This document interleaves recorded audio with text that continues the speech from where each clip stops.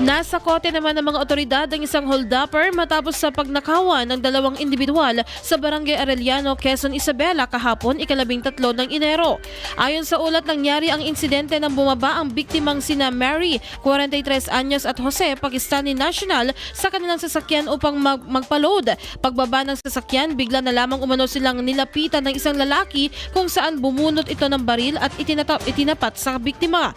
Kasunod dito, binuksan ng suspect ang sasakyan ng biktima at tinangay ang isang bag na naglalaman ng isang gold earring, 2 gold bracelet, 7,000 dirham, Pakistani passport at driver's license.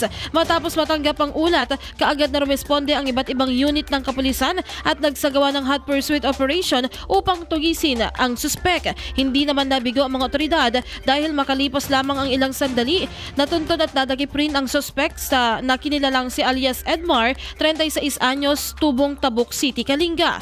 Nakuha sa kanyang pag-iingat ang mga tinangay nitong gamit ng biktima kasama ang mga damit, gamot, sombrero at isang sasakyan. Ang baril at hinihinalang marijuana na nasamsam sa suspect ay kasalukuyan ng sinusuri ng forensic unit habang nasa kustodiya naman ng Quezon Municipal Police Station ang suspect para sa pagsasampa ng kaso. IFM News.